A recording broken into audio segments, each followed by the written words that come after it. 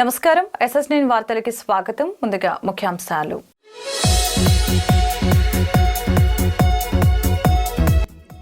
Commonwealth అటార్నీలు మరియు సోలిసిటర్స్ general conference 2024ను ప్రారంభించిన PM Modi.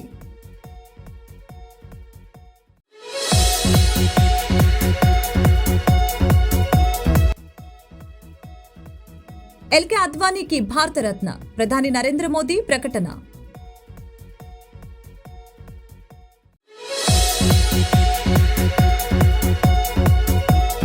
వైసీపీలో అభ్యర్థుల జాబితా మార్పుల చేర్పులపై టీడీపీ నేత బుద్దా వెంకన్న సంచలన వ్యాఖ్యలు. సీఎం జగన్ డబ్బులు తీసుకుని అభ్యర్థుల జాబితాలో మార్పులు చేర్పులు చేస్తున్నారని ఆగ్రహం.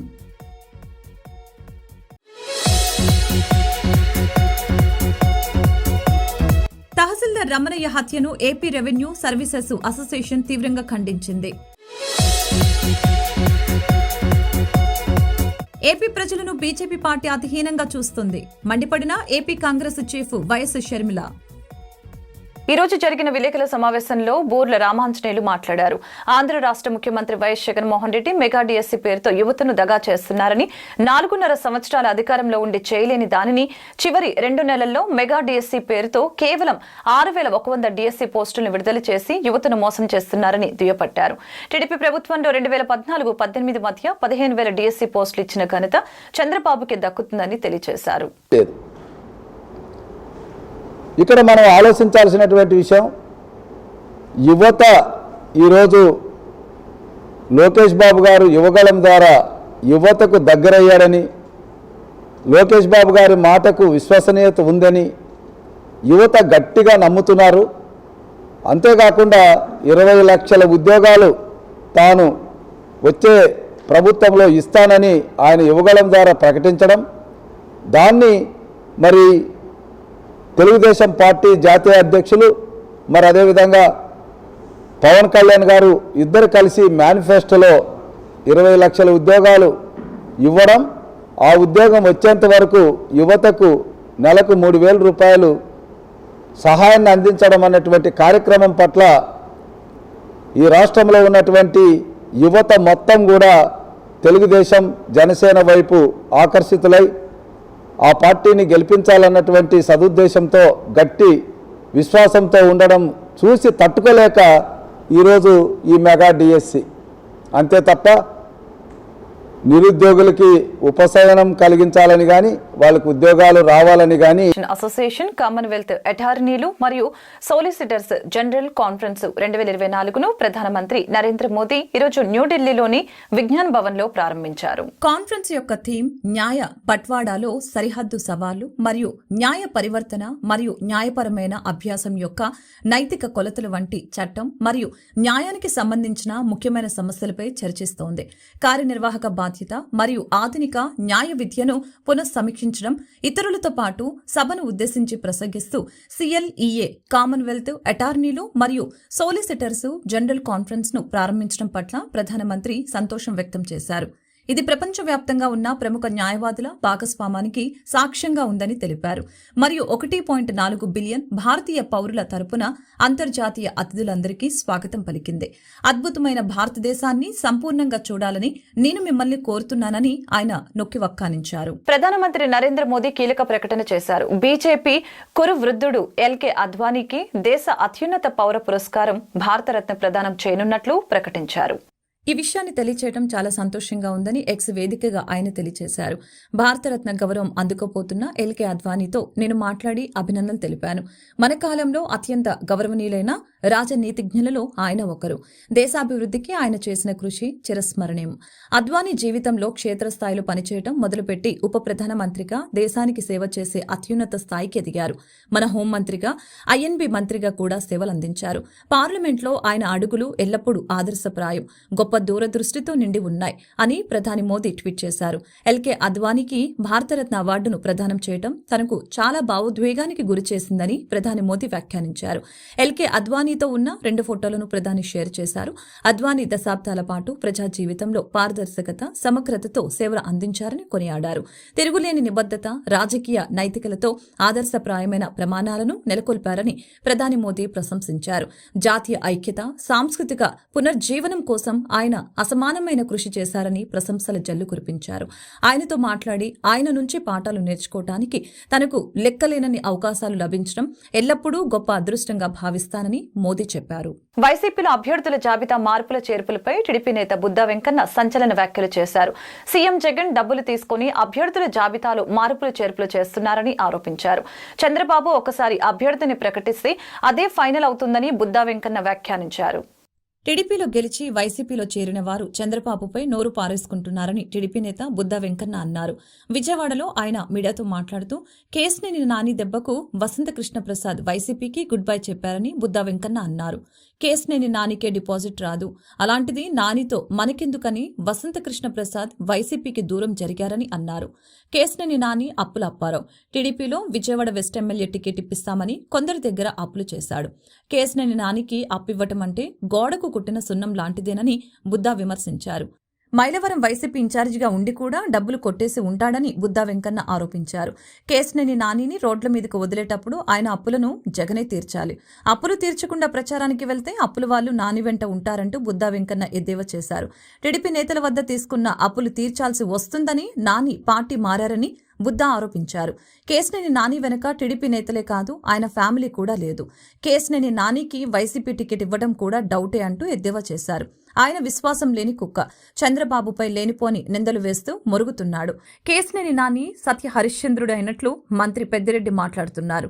చంద్రబాబు టికెట్లు అమ్ముకుంటున్నారని కేశినేని నాని చెప్పేశాడని పెద్దిరెడ్డి సర్టిఫికెట్ ఇస్తున్నాడు. జగన్ లాంటి నీచాటి నీచుడైన సీఎంను చూడలేదని కేశినేని నాని కామెంట్ చేశాడు. అది నిజమైతే ఇది నిజమే అంటూ బుద్దా వెంకన్న కౌంటర్ ఇచ్చారు. టిక్కెట్ ఇప్పిస్తారని అప్పు తీసుకొని వాళ్ళు పాపం అతని దగ్గరికి వెళ్తే వాడు లోపలికి వెళ్ళడానికి కూడా లేకుండా బయట గన్మ్యాను వాడికి ఒక పిఏకే వాళ్ళు ఉంటారు కదా, లోపలికి వెళ్ళకుండా అర్థం. ఇప్పుడు ఇక్కడ ఒకటి ఉందండి, అప్పు అనేది మీకు ఒక మంచి క్వశ్చన్ వేశారు, దానికి చిన్నగా వివరణ. ఇంజనీరును కాంట్రాక్టర్ పేకాట ఆడతారు. మీకు తెలుసా కదా, చిన్నప్పటి నుంచి ఉందిగా సామెత. ఇంజనీర్ది ప్యాక్ అవ్వకపోయినా అయిపోయిందని పెడతాడు. కాంట్రాక్టర్ గారిది అన్ని బతికినా నాకు ఫుల్గా ఉండని వేస్తాడు. ఎందుకంటే లంచం అది. అర్థమైందా మీకు? ఇంజనీరు కాంట్రాక్టర్ ప్యాక్ ఆడితే ఎలాగో కేసీఆర్ నాని అప్పు తీసుకోవడం అదే. సింపుల్గా చెప్పా. ఇక మీకు ఎంతగానో నేను చెప్పాల్సిన ఇదో లేదు. చెప్తారండి, అది చెప్తా. వస్తారు, వాళ్ళు కూడా వస్తారు, వాళ్ళు వస్తారు. మీరు కూడా మీడియా మిత్రులందరూ కూడా మీ మీద కూడా చాలాసార్లు మీడియా ఈ లోగో పెడితే తోసిన రోజులు చాలా ఉన్నాయి. అయినా సరే మీరు బరాయించారు. పాపం బరాయించి వాడి సైకో మెంటాలిటీకి ఇచ్చేశారు. అలాగే ప్రతి ఒక్కడు వాడి భార్యన వాడి దగ్గర మానసికంగా ఇబ్బంది పడనోడే ఈ విజయవాడ సిటీలో లేడు. జగన్మోహన్ రెడ్డి కూడా సేమ్ అదే క్యారెక్టర్ కాడికి పిలిచాడు. అయితే జగన్మోహన్ రెడ్డి ఈ పాటికి అర్థమైపోయి ఉంటుంది, ఏమో ఈ నలుగురు కూడా రాలి ఈడేంటి పెద్ద మాటలు తోపు తురుము అనుకున్నాము. ఆఖరికి ఉన్న ఒక్క వసంత కృష్ణ ప్రసాద్ కూడా వెళ్ళిపోయాడు. అది అంత నామోషం తెలుసా? ఇది ఒక ముఖ్యమంత్రి సభ పెడితే ఆ సభకి ఆల్రెడీ ఎమ్మెల్యేగా ఉన్నటువంటి వ్యక్తి జారోదేవ్ నీ దానికి నేను రానని వెళ్ళిపోయాడంటే నువ్వు అసలు లెక్కలో లేడు. ఎవడో జగన్మోహన్ రెడ్డి అనే వ్యక్తి. ఓన్ అక్కడికి ఎవరినన్నా మంచి వ్యక్తిని పంపించి కొద్దిగా జనాలు మొబిలైజేషన్ చేశారంటే ఈ అప్పులప్పారని పంపించారు. ఈడే మూట తీసుకొని డైరెక్ట్గా ఇంటికి పోతాడు. అది. థ్యాంక్ యూ తమ్ముడు. తహసీల్దార్ రమణయ్య హత్యను ఏపీ రెవెన్యూ సర్వీసెస్ అసోసియేషన్ తీవ్రంగా ఖండించింది. రమణయ్య కుటుంబ సభ్యులకు తమ సంతాపాన్ని నాయకులు తెలియజేశారు. హత్యకు కారకులని వెంటనే అరెస్టు చేయాలని అసోసియేషన్ నాయకులు బొప్పరాజు, చేబ్రోలు కృష్ణమూర్తి డిమాండ్ చేశారు. విశాఖ రూరల్ తహసీల్దార్ సనపల రమణయ్య విశాఖ నగరంలో శుక్రవారం రాత్రి దారుణ హత్యకు గురయ్యారు. ఈ వ్యవహారం ఇప్పుడు విశాఖలో రాజకీయంగా తీవ్ర దుమారాన్ని రేపుతోంది. తహసీల్దార్ రమణయ్య హత్యను ఏపీ రెవెన్యూ సర్వీసెస్ అసోసియేషన్ తీవ్రంగా ఖండించింది. రమణయ్య కుటుంబ సభ్యులకు తమ సంతాపాన్ని నాయకులు తెలియజేశారు. హత్యకు కారకులను వెంటనే అరెస్టు చేయాలని అసోసియేషన్ నాయకులు బొప్పరాజు, చేబ్రోలు కృష్ణమూర్తి డిమాండ్ చేశారు. నిందితుల్ని కఠినంగా శిక్షించడంతో పాటు రమణయ్య కుటుంబాన్ని ఆదుకోవాలని కోరారు.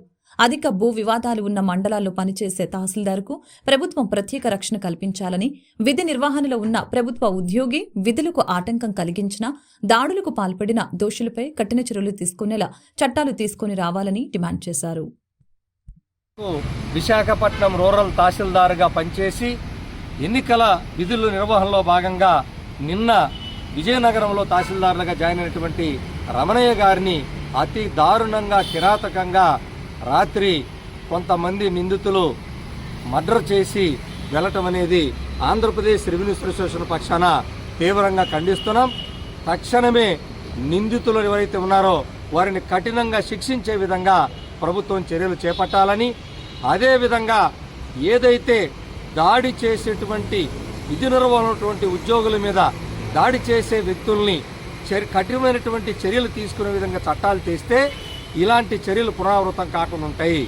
సహజంగా చిన్న చిన్న దాడులు జరిగినప్పుడు వాటిని మరి ఈజీగా తీసుకొని ఏదైతే మనం వదిలిపెడుతున్నామో దాంతో ఇలాంటి నిందితులు ఇంత దారుణానికి ఒడిగట్టినా కూడా మాకేం కాదులేనటువంటి ఒక నమ్మకంతో ఇలాంటి చర్యలకు దుశ్చర్యలకు పాల్పడుతూ ఉన్నారు.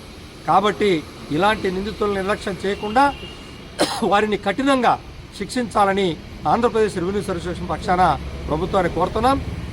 అదేవిధంగా ఆ యొక్క కుటుంబాన్ని ఏదైతే రమణయ్య గారి కుటుంబాన్ని ఆదుకోవాలని ప్రభుత్వాన్ని కోరుతూ రమణయ్య గారి కుటుంబ సభ్యులకి ప్రగాఢమైనటువంటి సంతాపాన్ని ఆంధ్రప్రదేశ్ రెవెన్యూ అసోసియేషన్ పక్షాన తెలియజేస్తా ఉన్నాం. ఏపీ ప్రజలను బీజేపీ పార్టీ అతి హీనంగా చూస్తుందని AP Congress chief YS Sharmila ఆగ్రహం వ్యక్తం చేశారు. అలాంటి పార్టీకి టీడీపీ, వైసీపీ గులాంగిరి చేస్తున్నాయని విమర్శించారు. రెండు పార్టీలు కలిసి 10 ఏళ్ల పాటు అధికారంలో ఉన్నప్పటికీ హోదాపై పోరాడటం లేదని మండిపడ్డారు. ప్రత్యేక హోదా విషయమై చంద్రబాబు, జగన్ గతంలో మాట్లాడిన వీడియోలను వైఎస్ షర్మిల ప్రదర్శించారు. చంద్రబాబు, జగన్ ఇద్దరు కూడా హోదా కోసం పోరాడతామని చెప్పి ఇప్పుడు మాట తప్పారని విమర్శించారు. ఇలా చేస్తే ప్రజలను మోసం చేసినట్లు కాదా అని ప్రశ్నించారు. ఉత్తరాఖండ్, హిమాచల్ ప్రదేశ్ కు హోదా వస్తే వేల సంఖ్యలో పరిశ్రమలు వచ్చాయని గుర్తు చేశారు. అలాగే ఏపీకి హోదా వస్తే పరిశ్రమలు వస్తాయి కదా అని వ్యాఖ్యానించారు. అన్ని విషయాల్లో మోసం చేసిన బీజేపీ పార్టీకే ఎందుకు మద్దతిస్తున్నారో చెప్పాలని ప్రశ్నించారు. మనకు పోలవరం అవసరం లేదా? మరి మనం పోలవరం ఇవ్వకపోయినా మీరు ఎందుకు బానిసలుగా అయ్యారో మీరు ఆంధ్ర రాష్ట్ర ప్రజలకు సమాధానం చెప్పాలి. మనకు ఒక రాజధాని ఇవ్వకపోయినా మీరు ఎందుకు బీజేపీకి గులాంగిరి చేస్తున్నారో ఆంధ్ర రాష్ట్ర ప్రజలకు సమాధానం చెప్పాలి. ప్రత్యేక హోదా అన్నది మనకు సంజీవిని లాంటిది అని ఈ నాయకులే చెప్పారు. ప్రత్యేక హోదా కోసం పెద్ద పెద్ద ఉద్యమాలు చేశారు, పెద్ద పెద్ద దీక్షలు చేశారు, పెద్ద పెద్ద మీటింగ్లు చెప్పారు, దంచి చెప్పారు ఒక్కొక్కరు. మరి ఇప్పుడు ఏమైంది అని అడుగుతున్నాం. ప్రత్యేక హోదా ఎంత ముఖ్యమో ఈ నాయకులకి తెలియదు అని కాదు, ఈ నాయకులకు మొత్తం తెలుసు. ప్రత్యేక హోదా ఉంటే ఉత్తరాఖండ్లో 2000 పరిశ్రమలు వచ్చాయి, హిమాచల్ ప్రదేశ్లో 10,000 పరిశ్రమలు వచ్చాయి. ఇలా పరిశ్రమలు వస్తే, ఇన్ఫ్రాస్ట్రక్చర్ పెరిగితే, ఎకానమీ గ్రోత్ ఉంటే మన బిడ్డలకు ఉద్యోగాలు వస్తాయి, భవిష్యత్తు బాగుంటుంది. కానీ అవి ఏవి వీలు లేకుండా ఈరోజు ప్రత్యేక హోదా ఊసే లేకుండా పోయింది అంటే అయినా కూడా మొత్తం ఇంతమంది ఎంపీలు బీజేపీకే, ప్రతి అంశంలోనూ బీజేపీకే సపోర్ట్ ఇస్తున్నారు అంటే ఎందుకో మీరు ప్రజలకు సమాధానం చెప్పాలి. మీ మధ్య ఉన్న ఒప్పందం ఏమిటో ప్రజలకు సమాధానం చెప్పాలి. ఎందుకు బీజేపీకి ఇంతగా అమ్ముడుపోయారో ప్రజలకు సమాధానం చెప్పాలి. ఎందుకని మీరు ఇంతగా బీజేపీకి బానిసలుగా తయారయ్యారో ప్రజలకు సమాధానం చెప్పాలి. మీకు 5 సంవత్సరాలు చంద్రబాబు గారికి అధికారం ఇచ్చారు, 5 సంవత్సరాలు జగన్మోహన్ రెడ్డి గారికి అధికారం ఇచ్చారు. ఇక మీకు అధికారం ఉన్నప్పుడు కూడా మీరు నిలదీయకపోతే మన ప్రత్యేక హోదా, మన పోలవరం, మన రాజధాని, మన కడప స్టీల్ ఫ్యాక్టరీ అయినా, మనకు పోర్ట్ అయినా ఇవన్నీ తెచ్చుకోకపోతే ఇంకా ఎప్పుడు తెచ్చుకోగలమో అని అడుగుతున్నాం. ఇప్పటికీ కూడా 25 మంది ఎంపీలు ఉన్నారే. ఈ 10 సంవత్సరాలలో ఒక్కసారైనా మూకుమ్మడిగా మీరు రాజీనామాలు చేస్తుంటే మనకు ప్రత్యేక హోదా వచ్చేది కాదా? ఏం చేశారు? అసలు ఒక్క నిజమైన ఉద్యమమైనా చేశారా? ఒక్కసారైనా మీరు ప్రజల కోసం విశాఖపట్నంలో ముస్లింలకు ఎమ్మెల్యే టికెట్ కేటాయించాలని మక్కా మస్జిద్ అధ్యక్షులు షేక్ మున్నీర్ కోరారు. నగరంలో గల 10 మసీదులకు చెందిన ముస్లిం వర్గానికి చెందిన నేతలు ఈ సందర్భంగా డాబా గార్డెన్స్, బీజేఎఫ్ ప్రెస్ క్లబ్ లో శనివారం జరిగిన మీడియా సమావేశంలో పాల్గొని మాట్లాడారు. షేక్ మున్నీర్ మాట్లాడుతూ ఉత్తరాంధ్రలో 34 అసెంబ్లీ స్థానాలు ఉన్నాయని 1994లో ఎస్ఏ రెహమాన్ ను గెలిపించామని తెలిపారు. విశాఖలో 1972లో కూడా ముస్లిం నేత గెలిచారని గుర్తు చేశారు. జిల్లా జనాభాలో 2వ స్థానంలో ఉన్నా సరే చట్టసభల్లో సరైన ప్రాతినిధ్యం లేదని విచారం వ్యక్తం చేశారు. ముస్లింల సమస్యల పరిష్కారం కోసం చట్టసభల్లో ప్రాతినిధ్యం కావాలని కోరారు. మీడియా సమావేశంలో ముస్లిం నాయకులు సనవుల్లా, జమీల్ అహ్మద్, అబ్దుల్ రహీం, అబ్దుల్ అజీజ్, అహ్మదుల్లా, రవూఫు, జియావుల్ హన్, రహమాన్, పలు మసీదుల ప్రతినిధులు పాల్గొన్నారు. సార్, నా పేరు మహబూబ్ షరీఫ్ అండి. నేను మస్జిద్ ఫిర్దౌస్ ప్రెసిడెంట్గా మాట్లాడుతున్నానండి. ఈరోజు ముఖ్య ఉద్దేశం ఈ మీటింగ్ పెట్టడానికి, ఉత్తరాంధ్రలో జరుగుతున్న అన్యాయం ఏంటంటే మా ముస్లిం మైనారిటీ కమిటీకి ఏ పార్టీ సరైన గుర్తింపు ఇవ్వట్లేదండి. మా వాళ్ళు చాలామంది ఇందులో కష్టపడి రాత్రి పగలు వాళ్ళకి శ్రమని వాళ్ళ కష్టాన్ని దారపోస్తున్నా ఏ క్యాండిడేట్ కూడా వాళ్ళు గుర్తింపు లేదండి. ఎప్పుడో 72 ఒకసారి, తర్వాత మళ్ళీ 94 ఒకసారి 2 సీట్లు సౌత్ నియోజకవర్గానికి ఇచ్చారండి. అప్పుడు మా సత్తా, మా బలం మేము చూపించి ఆ 2 క్యాండిడేట్లు గెలిపించుకొని వాళ్ళంటే ఏంటి, మా ముస్లిం కమ్యూనిటీ అక్కడ బలం ఉందా లేదా అని నిరూపించామండి. అంతేకాకుండా ఈ పార్టీలు ఏం చేస్తున్నాయంటే ఫస్ట్ మా కమ్యూనిటీ ఇక్కడ చాలా తక్కువగా ఉంది, దీంట్లో మీకు మెజారిటీ ఆఫ్ పీపుల్స్ లేరండి, మీ ఓటింగ్ సరిపోరంటున్నారు. ఒక చిన్న లెక్క చెప్తాను సార్ మీకు ఈరోజు, ఎందుకంటే ఈ పార్టీలు చేసిన జిమ్మిక్కులు మీకు తెలియాలండి. ముందు ఈ పార్టీలు ఏం చేస్తాయంటే ఒక నియోజకవర్గాల్లోన కార్పొరేట్ ఎలక్షన్లోన నియోజకవర్గం విడగొడతారండి. విడగొట్టినప్పుడు ముస్లిం కమ్యూనిటీ ఎక్కడ ఎక్కువ ఉంటే దాన్ని 2 ముక్కల కింద విడగొడతారండి. విడగొట్టి దాంట్లో మేము లేనట్టు చూపిస్తారండి. చిన్న ఉదాహరణ ఏంటంటే విశాఖపట్నం సిటీ మొత్తంలోనే మీకు 110 నుంచి 120 మసీదులు ఉన్నాయండి. మాకు చిన్న పెద్ద కలుపుకొని మ్యాక్సిమం ఒక మసీదు ఒక శుక్రవారం కూడా 1500 నుంచి 2000 మంది నమాజ్కి హాజరవుతారండి. ఓన్లీ మగవాళ్ళు మాత్రమేనండి. ఇది 2000 మంది నుంచి ఆ ఇంట్లో 4 ఉంటే 8000 మంది అవుతారండి అక్కడ.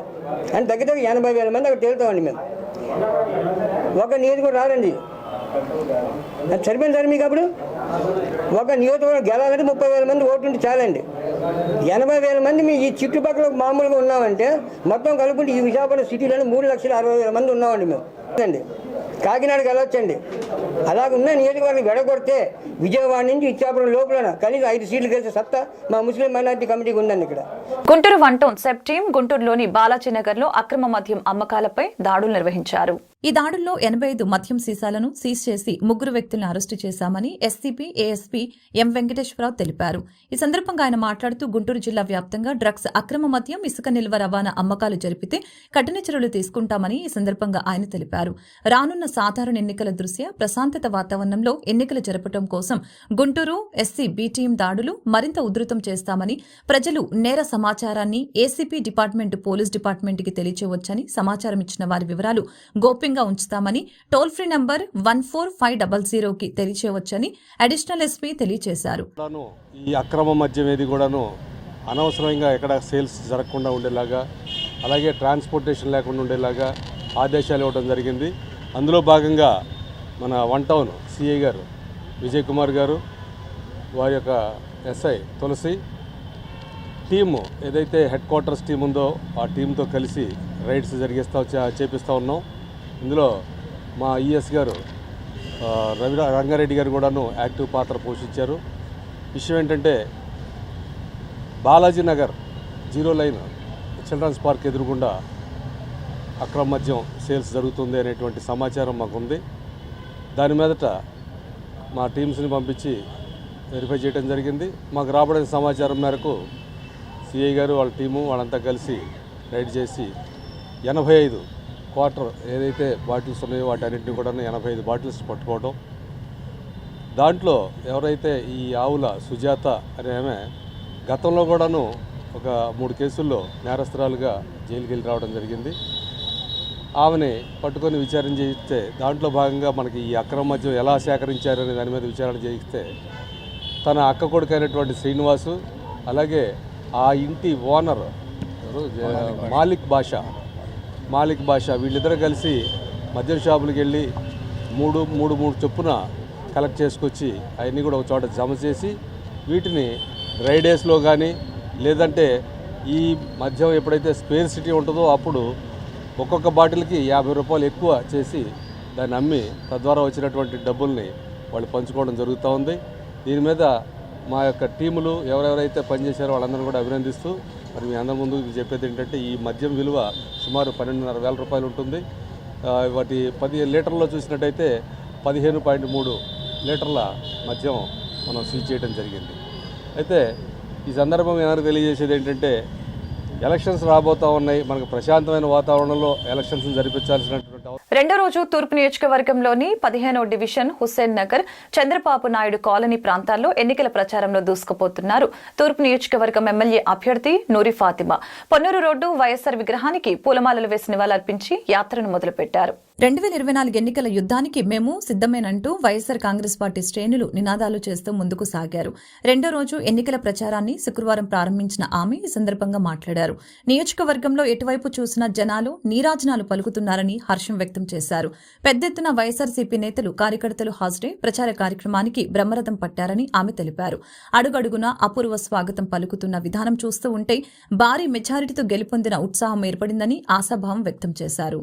ఆచార్య నాగార్జున యూనివర్సిటీలో జిల్లా కలెక్టర్ మరియు ఎన్నికల అధికారుల పర్యటన ఈ రోజు జరిగింది.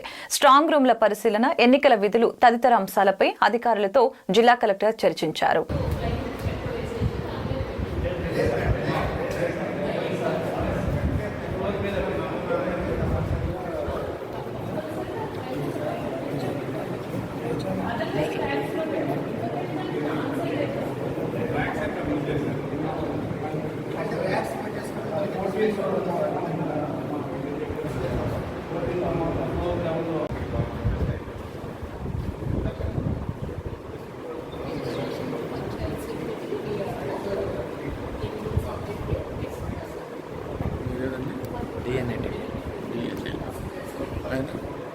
భారత్ టుడే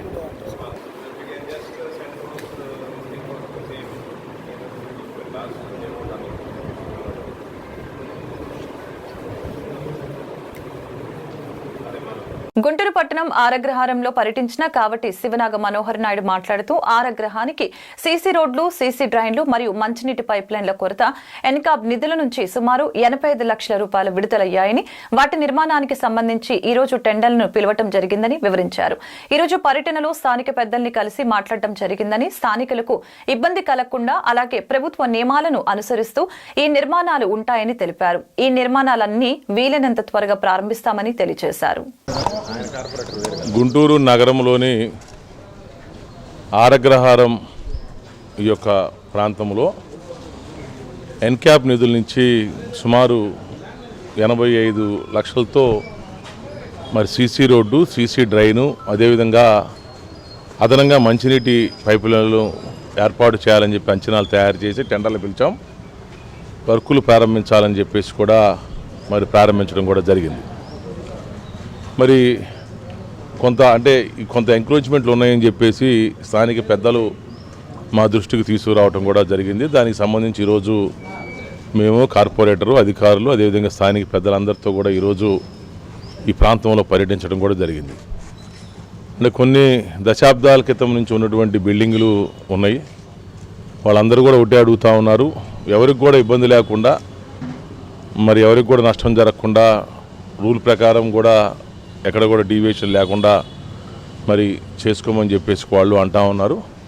మరి అధికారులు మేమందరం కూడా ఒకసారి కూర్చొని మరి స్థానిక పెద్దలందరితో కూడా ఒకసారి డిస్కస్ చేసి ఎవరికి ఇబ్బంది లేకుండా, అంటే స్థానికులకి ఇబ్బంది లేకుండా, అదేవిధంగా మా రూల్ ప్రకారం మేము ఎంతైతే రోడ్డు వేయాలో, పైప్ లైన్లు వేయాలో, డ్రైన్ కట్టాలో మా రూల్ ప్రకారం కూడా ఇబ్బంది లేకుండా మరి ఈ యొక్క రోడ్డుని త్వరలో మేము పూర్తి చేస్తామని చెప్పేసి కూడా చెప్తా ఉన్నాం.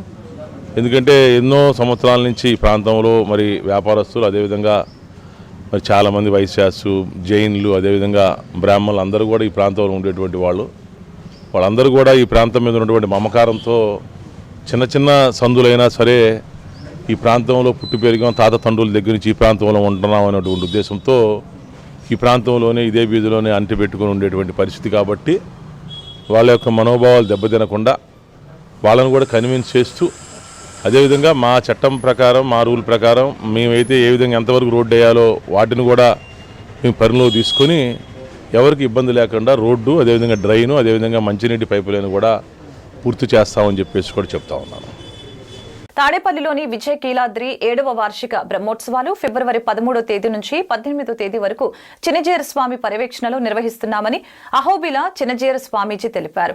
కావున భక్తులు విజయ కీలాద్రి 7వ వార్షిక బ్రహ్మోత్సవాలను పాల్గొని స్వామివారి ఆశీర్వచనములు, తీర్థ ప్రసాదాలు స్వీకరించాల్సిందిగా కోరారు.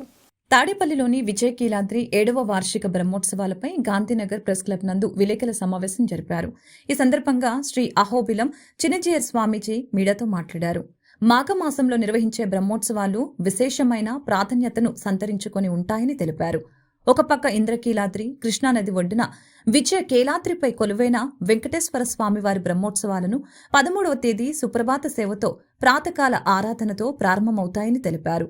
బ్రహ్మోత్సవాలు ప్రతిరోజు విష్ణు సహస్రనామ స్తోత్ర పారాయణ, యాగశాలలో ద్వారతోరణం, ధ్వజ కుంభారాధన, విశేష హోమములు నిర్వహిస్తామని అన్నారు. తిరుమలలో నిర్వహించిన విధంగా వాహన సేవలు నిర్వహిస్తామని అన్నారు. కావున భక్తులు విజయకీలాద్రి 7వ వార్షిక బ్రహ్మోత్సవాలను పాల్గొని స్వామివారి ఆశీర్వచనాలు, తీర్థప్రసాదాలు స్వీకరించాల్సిందిగా కోరారు. విజయకీలాద్రి పర్వతం మీద శ్రీనివాసుని యొక్క ఆలయం మనకి సాక్షాత్కరిస్తోంది. ఇటు ఇంద్రకీలాద్రి ఉంది కృష్ణానదికి దక్షిణాన. ఇటు మనం చూసినట్లయితే విజయకీలాద్రి అనే పేరుతో మనందరికీ కూడా శ్రీనివాస భగవానుడు సాక్షాత్కరిస్తూ ఉన్నాడు. కృతయుగం నుంచి మొదలు పెడితే కలియుగం వరకు ఉన్నటువంటి అవతార విశేషాలను అక్కడ మనకి దర్శనం చేసుకోవడానికి వీలుగా ఆ కొండ మీద వరాహస్వామి దగ్గర నుంచి అష్టలక్ష్మి సహిత నారాయణుడి దగ్గర నుంచి శ్రీనివాసుని వరకు మనకి దివ్యాలయాలు ఉన్నాయి. అవి మాఘమాసంలోనే రథసప్తమి నాడే లోకానికి అందాయి. ఇప్పటికీ 7వ బ్రహ్మోత్సవం జరగబోతోంది. రేపు ఫిబ్రవరి 13వ తేదీ నుంచి 18వ తేదీ వరకు భక్తులందరినీ ఈ కార్యక్రమానికి స్వాగతం పలుకుతున్నాం. సాక్షాత్తు చిన్నజీయర్ స్వామివారు ఆరంభించి కార్యక్రమాలన్నింటినీ కూడా మంగళాశాసనం చేస్తారు. వార్తలు ముగించే ముందు ముఖ్యాంశాలు మరొకసారి.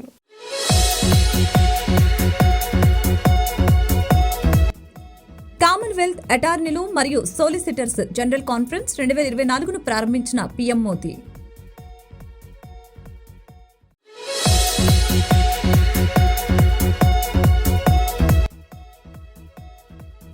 ఎల్కే అద్వానీకి భారతరత్న, ప్రధాని నరేంద్ర మోదీ ప్రకటన.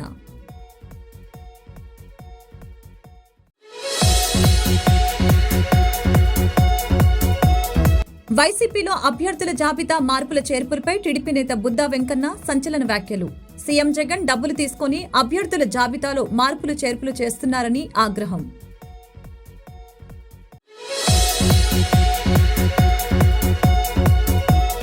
తహసీల్దార్ రమణయ్య హత్యను ఏపీ రెవెన్యూ సర్వీసెస్ అసోసియేషన్ తీవ్రంగా ఖండించింది. ఏపీ ప్రజలను బీజేపీ పార్టీ అతిహీనంగా చూస్తుంది, మండిపడిన AP Congress chief YS Sharmila. ఈ వార్తలు ఇంతటితో సమాప్తం. మరొక బులెటిన్లో మళ్ళీ కలుద్దాం. నమస్కారం.